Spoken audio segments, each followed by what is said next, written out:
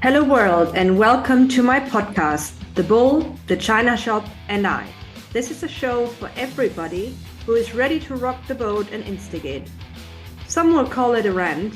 I'm calling it an overdue cleansing of what is swept under the rug to make room for better, for bolder, and for braver.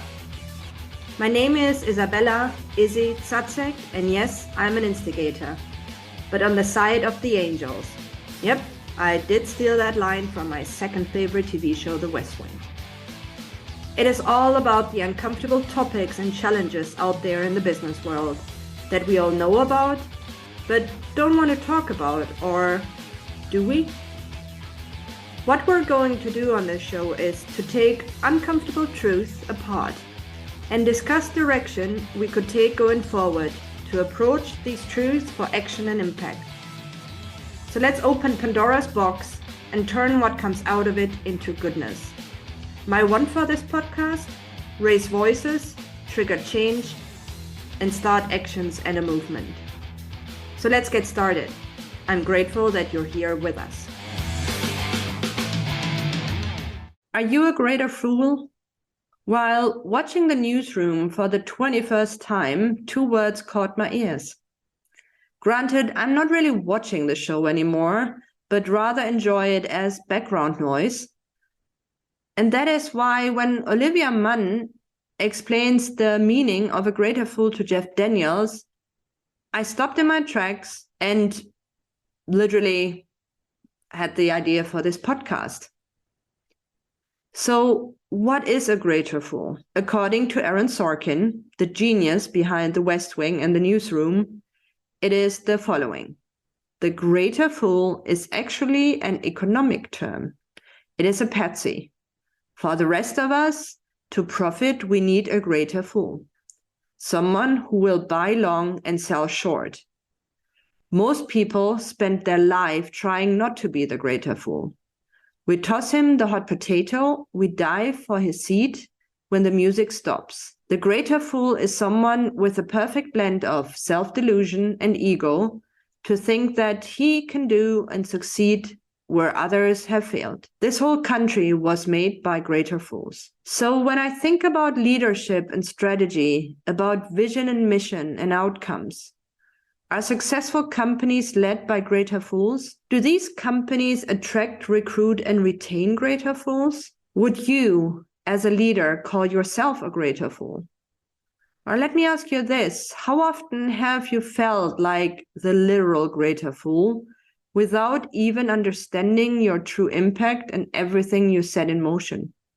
Is this blend of self-delusion and ego not exactly what we need to challenge the status quo?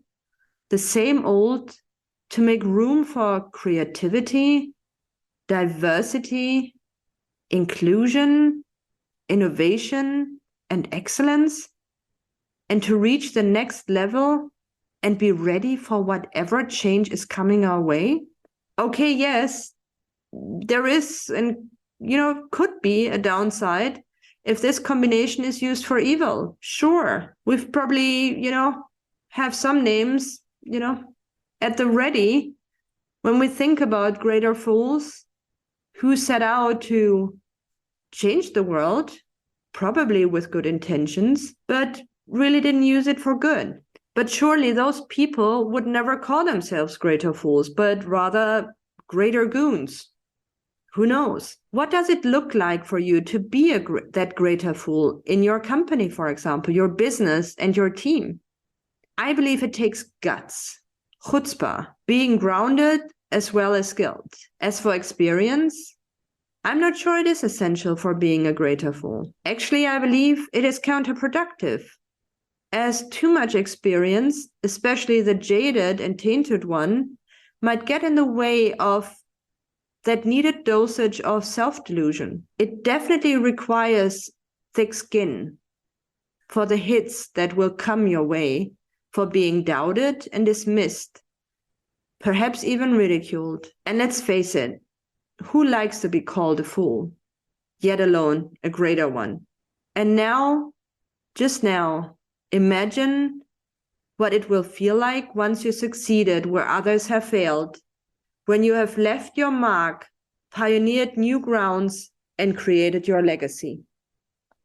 I, for once, can only hope that I was a greater fool in my former roles and that I continue to be the greater fool no matter what the situation or challenge will be, to make a lasting impact for the better and to transform change. As I venture out into the world, into this new year, beginning today, I will be on the lookout for these greater fools. I'd say, come and join me.